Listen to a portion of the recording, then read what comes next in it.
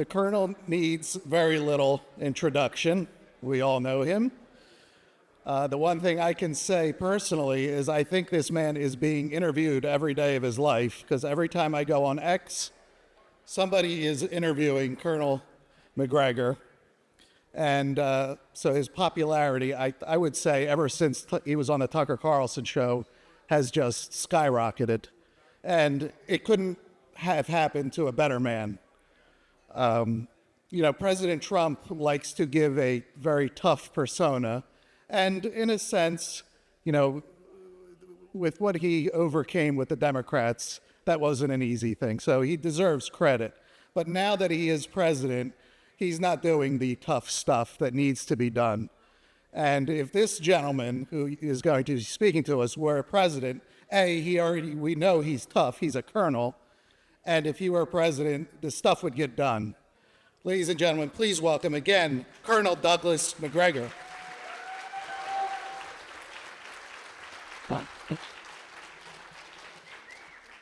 Well, thanks very much. That's the warmest reception I've had in a long time. Sometimes the reception is mixed. There's nobody in the audience with any bricks or rocks right now, so I feel pretty comfortable. But I have faced some tough audiences. No. I do want to get some business out of the way up front. Dr. Pohl, of course, is not here in person, but I did want to mention something that I think applies to him. A few years ago, I guess this would have been 2008, 2007, 2006, I was working in the shadows, if you will, as a strategic analyst for the Secretary of the Navy, which was an interesting experience. And I met some wonderful people, and one of the people I met was an individual who had served for many years with Admiral Hyman Rickover. I don't know if many of you remember Rickover. My maternal grandfather was actually a friend of Rickover's, which is an interesting story. I was supposed to go to the Naval Academy. I never went. Went to West Point. And anyway, this man looked at me and he said, of all the people I've served with in my lifetime, no one was ever more right than Rickover about everything. And that's my view of Ron Paul. I don't think I have found anybody else in Washington over the last 25 years who was more right about everything than Ron Paul. So if he's listening, and I hope Dr. Paul is listening, some of what I'm going to discuss today is Ron Paul vintage, no question about it. The second thing is I do have some administrative business that I want to take care of. For those of you who enjoy Judge Napolitano and me and others, the judge and I and Natalie Brunel, some of you may know her, are going to be in Dallas on 4 October. And we're going to be speaking at the Museum of Flight, which is sometimes called In-Flight Museum or something, but it's in Dallas. We've got the place to ourselves. It will start at 5 in the evening. There'll be a cocktail reception, lots of hors d'oeuvres, and then we're going to sit there for the next 2 hours and interact with the audience. We're not going there to lecture. We're going there to make some remarks, and then we're going to be talking to the audience. We want to hear what the audience has to say, and the goal is, if this is a successful appearance, that we will then every 90 days go to another place in the United States until we cross back and forth all over the nation. We think that there's an appetite right now in the United States to hear something other than the drivel that the two parties put out. So if you I'm sure that Dan McAdams is going to provide some sort of advertisement. The Ron Paul Institute is sponsoring us, so is the American Conservative. We're looking for other sponsors right now, but I think it may be something for those of you who live out in Texas, and even if you don't, if you're nearby, you may want to put that on your calendar for 4 August, and very shortly there'll be a website, and you can go up and register and so forth to participate. But I think we'll have an audience of no more than 350. The idea is we want it to be intimate. We really do want to talk to the audience, and we want the audience to talk to us. We will film it for posterity, obviously, So if you're afraid you're going to go there and say something you'd rather not hear again, think about it. Okay, well, this has been an interesting afternoon for me, not just because Nassim Taleb was here, but all the speakers, I think, have brought something special to the project today. You know, I was watching a tape of the ceremonial opening of Congress earlier this year, and it was really quite striking to me.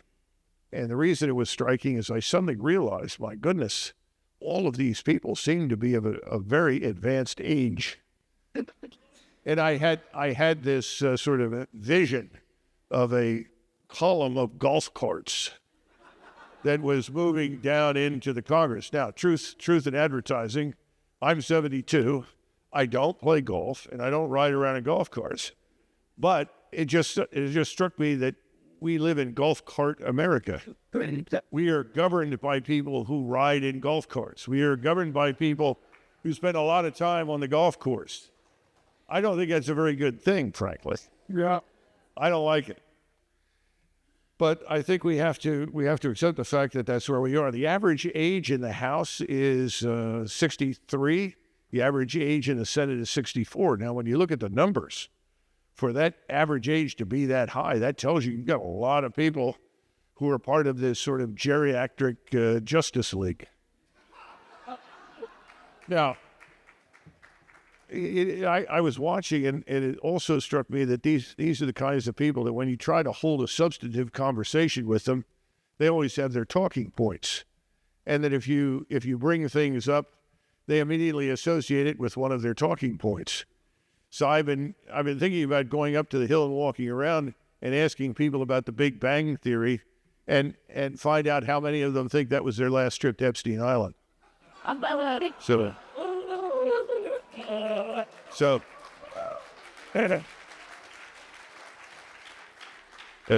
the bottom line is the place is beginning to look like a museum where the exhibits get to vote. And that's something I think we desperately need to change. But it's tough because money is powerful. And all of these people, frankly, have a lot of money behind them. The late Lou Dobbs used to say it on a routine basis. We've got the best government that money can buy. And it's being bought. And that's part of my discussion today. We never seem to get past any serious matter. We go out, we vote for somebody who claims to be new and different. We discover that at the end of the day, we get more debt and more governmental control. These are the three things that I want to focus on a little bit: war, debt, and governmental control. The Americans who've lived outside of the Beltway are beginning to notice this. They're beginning to figure out that they're not simply ignored, they're being shouted down. They're not even represented on the Hill today. And for all the talk that Donald Trump engaged in before he was elected, he's no longer saying things that resonate with the people that voted for him. And his base is beginning to erode. Now, there are some diehards. It doesn't make any difference what happens. It will always go down with the Titanic. But I think he's beginning to figure out things are actually changing and not for the good. And I think they're beginning to figure out that, at the end of the day, they haven't really found anybody new. They essentially got into a car and changed lanes, but the destination is unchanged. And that destination is, as I tried to point out earlier when I was talking about Nassim Taleb, who I think gets a lot of the financial stuff right, that's a bad destination for us. So what I'm going to do is talk a little bit about history. History can be a mirror if we have the courage to look into it. And I want to go back quite a distance. I want to go back to 18th century France in the years that led up to the revolution. And you find out something that's very edifying. You discover that France at the time was the greatest power in Europe. It was the richest state in Europe. Some people would argue in the world. And even more important, it was the most powerful. It fielded vast armies. Its navies were not bad. But then suddenly things started to change. the society began to rot from within. They began to engage in wars that were frankly unneeded, and they lost them. And confidence, public confidence in the French government, the French leadership began to erode. Ultimately, the economy was badly managed, and by 1789, the French population discovered that it could no longer afford to buy bread, effectively the staple of life. Now stop and think about that. This was the superpower of the 18th century. Remember, France was very strong. It had great social cohesion. The French nation became a nation very early, much earlier than the other European states. And yet it was all destroyed. It was destroyed by a ruling class that preached virtue, practiced vice, that behaved so badly, the French public began to notice. And eventually people discovered this class has no right to rule. And you've got a revolution. Do you think there's a similarity with us today? I think we're discovering that the people that are running the show in Washington have no business being there. Now,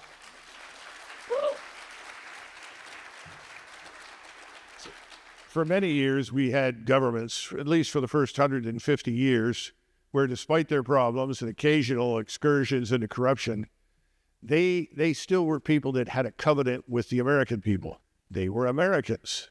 They didn't forget that they were Americans. They were ultimately, in addition to probably lining their pockets, still interested in doing what was in the interest of the American people. Lincoln described it as government of the people, by the people, for the people. Today, I think we see government which is of corruption, by conniving, and for the worst. It's a disaster. It doesn't work at all. So if we're going to have government of the corrupt, by the crooked, and the connected, the result is that working Americans pour their life's blood into everything, and they get nothing in return.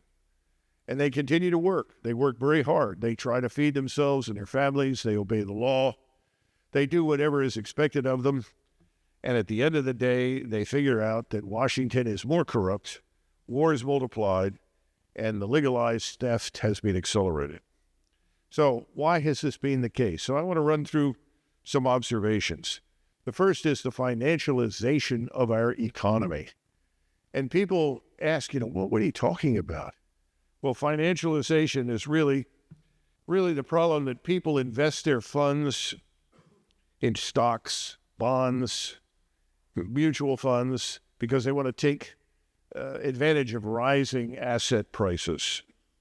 Funds are not invested in building anything, least of all in hiring people and developing human capital.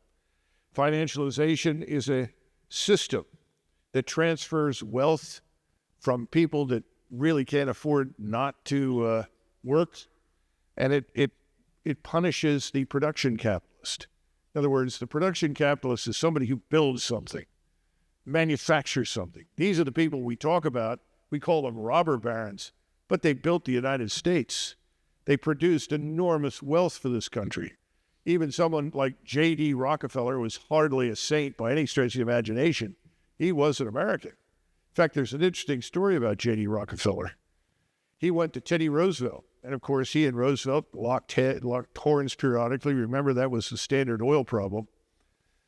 He broke up the monopoly that really made J.D. Rockefeller enormously wealthy. But Rockefeller said, I want to see the president. They said, of course. He came into the Oval Office and talked to Teddy Roosevelt. And he said, I've got a proposition for you. He said, what's that? He said, we've discovered oil in the Persian Gulf.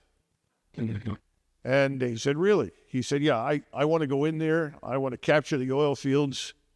And once we've done that, we'll control the whole world for a long time. And he said, well, what are you talking about? I'm not going to give you the Army or the Navy to do that. He said, you don't have to. I've got that. He had his own army and he had his own Navy. He said, well, what about the people that live there? He said, well, the hell with them. And he said, well, you can't just push these people out. He said, well, what did we do to the Indians? Now, this is 1909. Teddy Roosevelt said, look, you're on your own and I can't support this. It's an astonishing thing to think about. But J.D. Rockefeller, whatever his virtues, whatever the downsides is considered, he was an American. He was interested in acting in the interests of the United States and the American people. And I don't think we have very many of those right now. We don't have very many production capitalists. I give Musk credit because he's built something. He's an engineer. You don't have very many engineers at the tops of the corporations anymore. Ultimately, financialization has converted the free market or the stock market into a big casino. And the house always wins, and the house is not the American people. BlackRock manages roughly $10 trillion right now. Think about that. That's more than the GDP of every country on the planet except the United States and China. And now we're hearing that people that are earning $300,000 a year are in trouble. They can't pay their bills. What? Somebody said, well, the system isn't working. No, the system is doing exactly what it's supposed to do. That's the problem. The Federal Reserve, Ron Paul's favorite. The Fed facilitates all of these developments with 23,000 workers who collectively probably couldn't manage a lemonade stand. They charge 0% interest for the money that they provide to banks, and then the banks charge you 7% interest for a mortgage. When 3 out of 5 Americans discover that they're broke, all they have to do is look carefully at the Federal Reserve. And the Federal Reserve thrives on something else. In fact, my good friend that contributed to my remarks today, Dave Ramaswamy, he's standing up against the wall in the back. He loves the term fake money because that's really what we're dealing with right now. I'm surprised that Nassim Taleb did not talk about that because that's really the heart of everything. Fake money. Fake money is fiat money. Well, what's fiat money? It's money that's not backed by anything tangible. No precious metals, no commodities, no gold, no silver, nothing. Well, then what's it based on? Public confidence and trust in the U.S. government. So what do we have? We have Nassim Taleb telling us gold is a reserve currency. He's telling us that everyone is investing in gold. You know, the Indian housewives in India probably dispose over more gold right now than the Fed. The problem is we are living in isolation from reality. We don't understand this. So fake money is responsible for everything. Fake news, fake experts, fake elections, fake prosperity. It's the mother of all scams. Everything else is just the offspring, including the greatest distraction of all. That's the U.S. government. The U.S. government is a show that costs us $7 trillion a year to watch. Think about that. Fake money destroys whatever it touches. Government subsidizes and destroys education. Government subsidizes health care and costs rise dramatically. Government subsidizes housing. These are the 3 pillars of American society, by the way. And what happens? You can't afford to buy a house. Everything skyrockets. Health care, housing, everything. Fake money subsidizes mortgages. And pretty soon, homes become unaffordable. So every fake dollar results in the production of $2 in inflation. So how do you deal with fake money? We'll come back to that. Now, somebody said, well, Doug, where are all the gold-plated highways? Where are all the fantastic benefits of all of this fake money? Well, what happened to all of the wealth? Where did it go?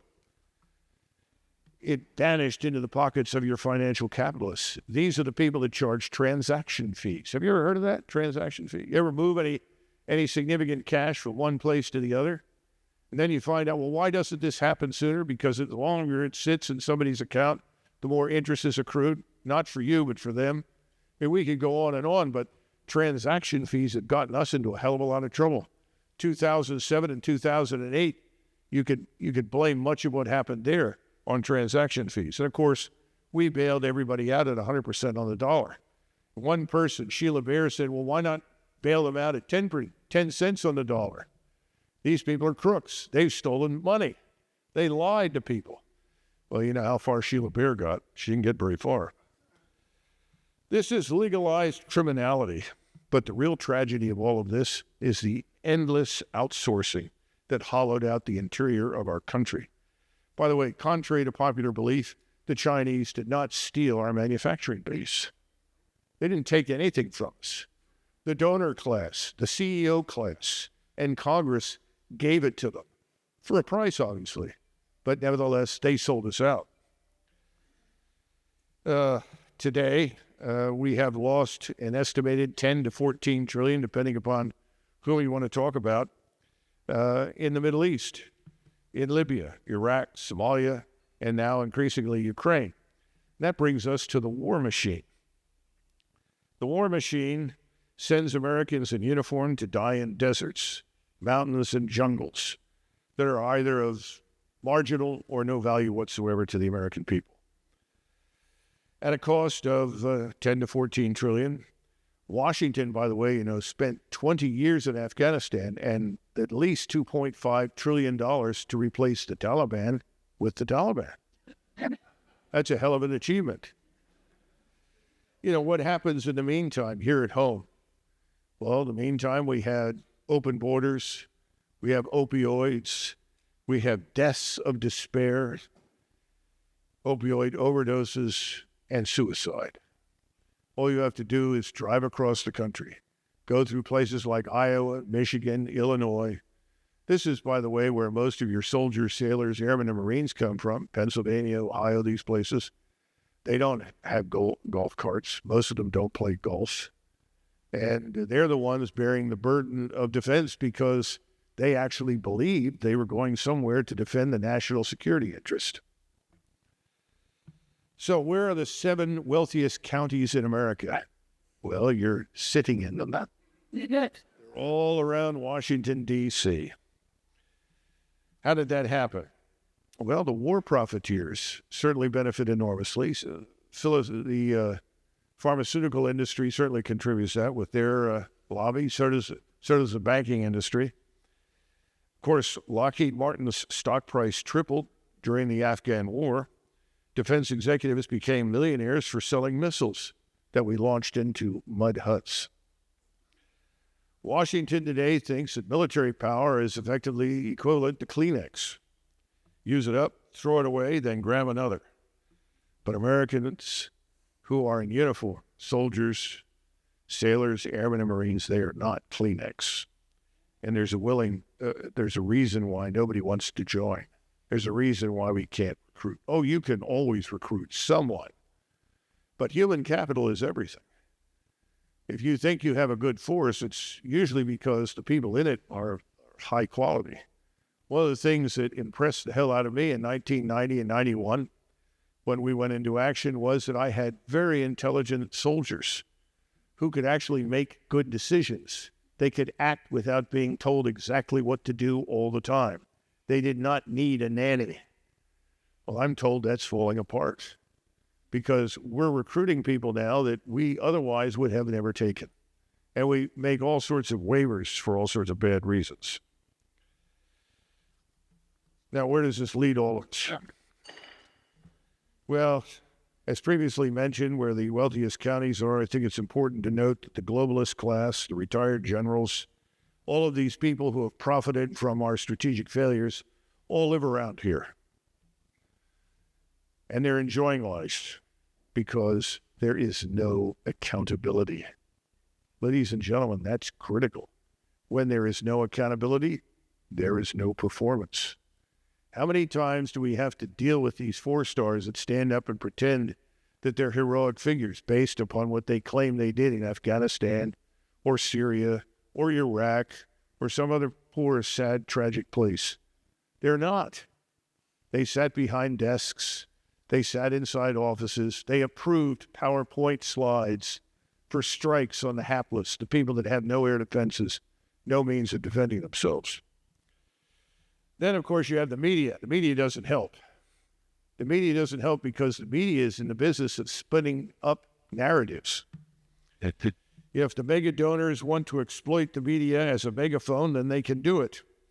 When Vanguard, BlackRock, or any of the financial titans decides that they want to crash a sector, the media steps forward and creates the narrative. How many times have you heard people in the media complain about vulture capitalists, complain about the destruction of industry in various states by vulture capitalists, people that buy up something that's not doing well, not for the purpose of reinvigorating it or making it better, but to sell it off and make a profit?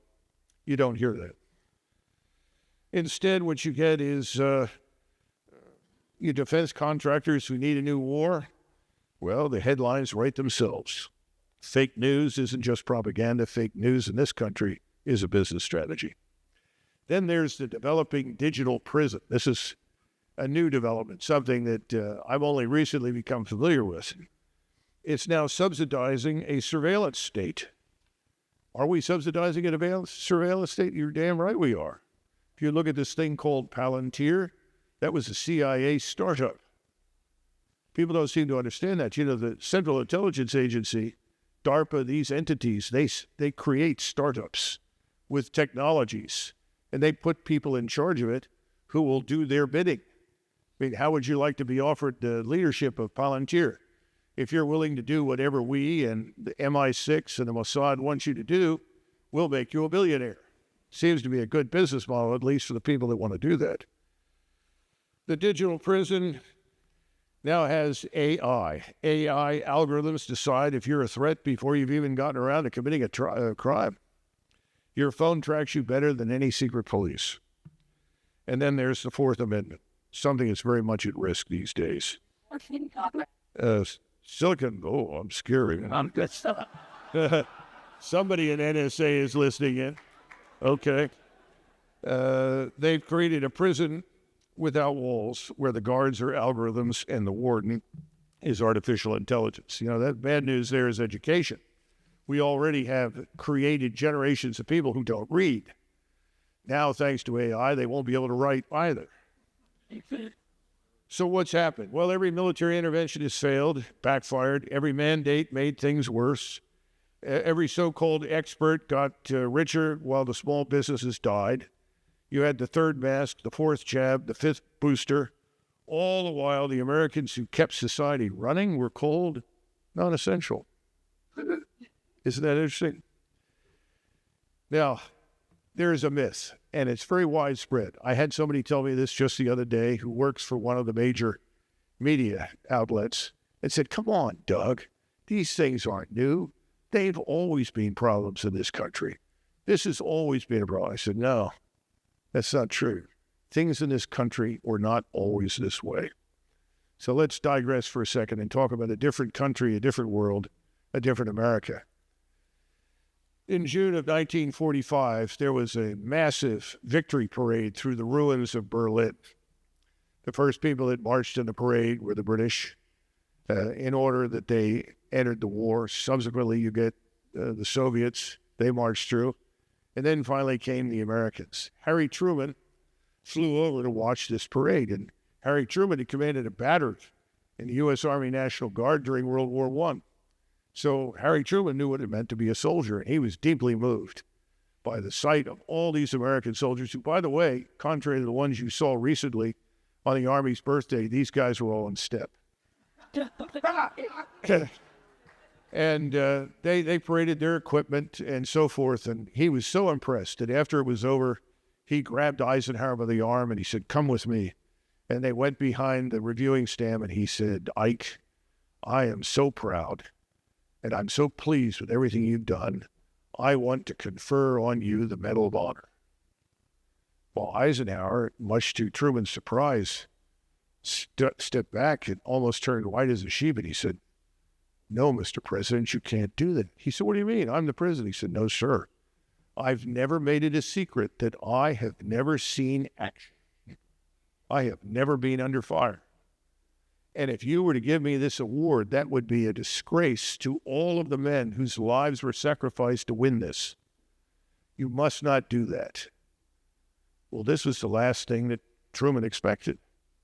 Truman was enormously impressed. I mean, he was still a Democrat and hated Republicans, but he was impressed with the response that Eisenhower gave. Now, why am I mentioning this? Because things have changed. Look at the generals that you have today. My God. These are people who are in forward operating bases. I know several. I roomed with some of them at West Point. They've never been under fire. They never pulled a trigger. They never killed anybody. They never led anybody into battle. Now, are there some exceptions? There may be. But the overwhelming majority, absolutely not. They are back as PowerPoint Rangers, approving strikes on hapless villagers in Afghanistan or Iraq. But if you look at them, they've got more decorations than a Christmas tree. It's outrageous nonsense. And then on top of that, you have the returning soldiers. One will have to remain nameless. He was a staff sergeant, multiple tours in Iraq and Afghanistan. He came back to his hometown. His family owned a restaurant. Well, COVID killed that. So they no longer have a restaurant. He now works 3 jobs to help support his family. He's got a wife, he's got a child, but also his parents. And this is in a town that his great-great-grandfather helped to build. There's something radically wrong with the picture. Now, the guys who are decorated like Christmas trees, they all live in these counties around here. But that staff sergeant doesn't. He has to deal with harsh reality. Now, please forgive my frustration. I did not come here to curse the darkness. I really came to light a bonfire. I mean it. I wanted to illuminate the path to peace, because peace abroad means prosperity at home, something that Eisenhower understood. You know, we talk about presidents who were in World War II. Nixon was in the Second War in the Navy. JFK was in the Second War in the Navy. Eisenhower, of course, was also in the Second World War as a soldier. Those 3 men came out of the Second World War having experienced very different things. Kennedy used to talk. You can read the books. He used to talk about this country. Look at the millions of men we put in uniform. Look at the enormous numbers of ships we built. There's no nation in the world like the United States. There's nothing we can't do. Richard Nixon, frankly speaking, took a similar position. I mean, he saw this giant military machine that sprang almost from nothing between 1939 and 1945 and decided we could do anything. Eisenhower was very different. Eisenhower recollected in his memoir that the most frightening experience he had during World War II was a visit from the wives of servicemen in March of 1945. They came in and said, "You need to end this war. I want my husband home. We can't go on like this. You need to bring these soldiers back." He said he didn't know what to do. And you know who sent the wives to see him? FDR. Because FDR said, "You're going to have to deal with this. I can't." Now, there was something else that happened that Eisenhower knew about. I know you've all seen the movie Patton. George Patton stands up there and says, "Whoa," and everybody goes, "Yay." At the end of the Second World War, everything was over. This is in May of 1945 after the surrender. He went out to speak to all these divisions. And he went out there and he said, "You guys done a great job, and we've beaten down these Germans. Now you're going to get a chance to do something I wish I could do, and you're going to get a chance to go to the Pacific and kill Japanese." He was booed off the stage. He was talking to men that had been in service since late 42, early 43. They'd fought the German army. You know, we never did better against the Germans than 1 for 1 in terms of an exchange. In fact, maybe not that good. The Germans were great. They just didn't have an air force. Without an air force, there wasn't much they could do. But they could still kill large numbers of us, and we lost huge numbers. All the generals during the war lied about the losses. Patton was the biggest liar of all. He didn't tell anybody the truth. You know that scene in the movie where they say, "He's defeated more divisions in the last 6 months than anybody else in history"? It's all crap. It's all crap. We paved the road to the Rhine on the bodies of hundreds of thousands. Most of our dead during World War II was fighting the Germans. And so Eisenhower had a very different view of things. His view is, we must never do this again. Whatever we can do to avoid another war like this, we must do it. He was right. And so he spends his time in office doing several things. First, he's trying to pay down the debt, which he damn near succeeded in completely. In fact, the debt that he leaves today isn't even worth mentioning. It was so minuscule. And he cut defense. General Eisenhower cut defense. Absolutely, he cut defense. Generals came into him and said, "Sir, we need 22 divisions to stop the Russians if they attack in Europe. 22 divisions." He said, "Really? How much sea lift and airlift do you have?" He said, "You come back tomorrow and tell me." So they came back the next day and said, "Well, we only have enough airlift and sea lift for 15 divisions. He said, "That's your requirement. Get out." He was not going to go to war with the Soviets. And there was a damn good reason for it. He was standing next to someone at that victory parade. His name was Zhukov. And Zhukov and he were talking to each other, and Zhukov was watching as these various pieces of equipment rolled by, and one of them was a mine-clearing device. We call them mine rollers, where you bring this thing up in front of the tank and you roll it across. And Zhukov said, "What is that?" He'd never seen anything like that. And Eisenhower explained it through the interpreter. And he said, "Well, how long does it take to get that mine roller up to the minefield?" "Oh, well, that may be an hour or 2 hours or 3 hours. And Zhukov said through the interpreter, he said, "If you fight the Germans, if it takes more than 10 minutes, you've lost." And so Eisenhower said, "Well, how did you breach it?" He said, "I would use 1 or 2 battalions and sacrifice them." The real count is not 27 million. When I was in Moscow in 2001, the count that was delivered to me at the General Staff Academy, used to be called the Vodoshilov, was 39,900,000 dead, more than 15 million Soviet soldiers, and another million who were executed by Stalin who refused to fight. What am I trying to get across to you? What was Eisenhower's impact? Eisenhower said, "Oh my God, this is undoable. We're not built for that. What are we built to do? We are a commercial empire, much like the British Empire." Now, the empire business is about to go away for reasons that I won't go into that Nassim Taleb has mentioned. We're going to go under financially. That's not an if, it's only a when. So that'll take care of the empire.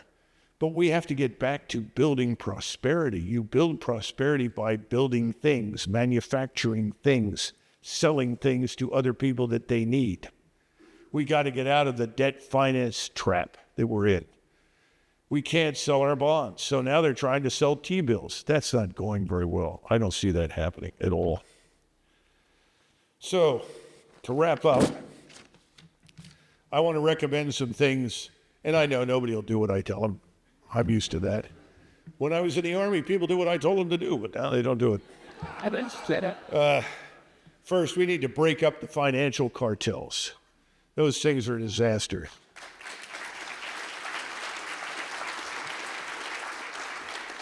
And they wield enormous power. You know, we got to make banks serve communities, not speculators. We have to restore sound money that holds the value for working families, not fiat currency that enriches those who print it. In other words, it's got to be real. It's got to be backed by something. We have to restructure the national debt. You know what that means? Default. And people say, "Oh, we've never defaulted." No, that's not true. We defaulted twice under Franklin Roosevelt. You know what they called it? Restructuring the debt. Now, why were they able to do that?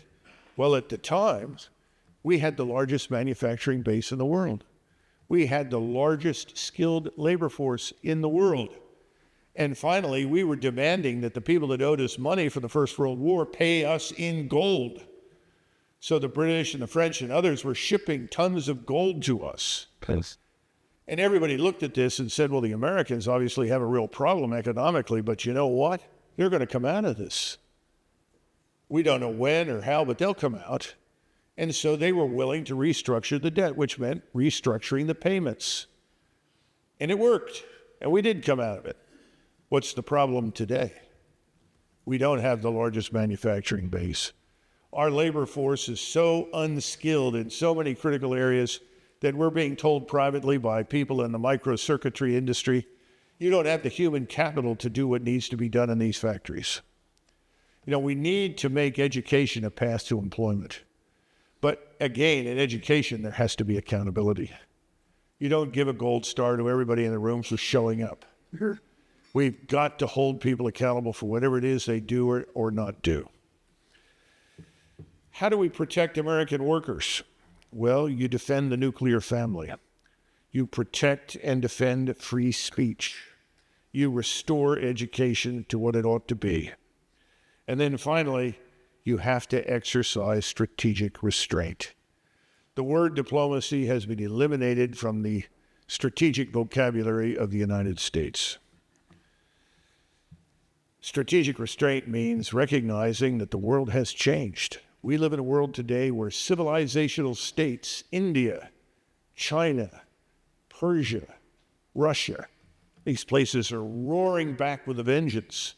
These are the great powers of hundreds of years ago, even 1,000 years ago, or 2,000 years ago. Somebody said to me the other day, oh, well, you know, the Chinese, they're the richest country in the world. This is so bad. I said, do you realize that for most of the last 2,000 years, China was the richest country in the world? China was the manufacturing power in the world. India has a history that here no one knows. My point is, we have to live in a world not where we think we're the only game in town. We have to understand there are other cultures, other civilizations, other economies, other people. We have to respect them. We need to base our relations with others on equality. We cannot afford to look down our nose at the rest of the world. I think that's an unfortunate habit that we inherited from the British. Now, the hour is late, I know that, and it seems hopeless. The people that rule us they rule through division, they rule through fear, they rule through despair. They're counting on your apathy. You have to be the leading edge of change. And I know somebody says, oh, come on, give us a break. No, you have to be part of the counteroffensive. Like the signers of the Declaration of Independence, you've already taken risks, and you are standing by the truth, which is not always public and profitable. The Republic, though, is not lost. It waits to be reclaimed. So I want to leave you with a few choice observations. I learned early in my family that the sacrifices, the performance, the things that my ancestors did actually counted. And I also learned that the destiny of any great nation always rests on the shoulders of the few, the courageous and the strong, not the many, not the comfortable, and certainly not the fearful and the complacent. We are Americans. We can only survive and succeed if we are Americans first and last and always. The future is not written. It waits for us to take up the pen and write the future, if necessary, as Winston Churchill said, with blood, sweat, and tears. So when you leave here, go home and be truth tellers. Go home and develop alternative structures for information and power. Begin to think about the world that has to come back in strength when the world we live in right now collapses, because I think it will. Be prepared. Be ready. Don't be afraid. Don't get lost. It'll work. We'll be successful. Thanks for listening. God bless you.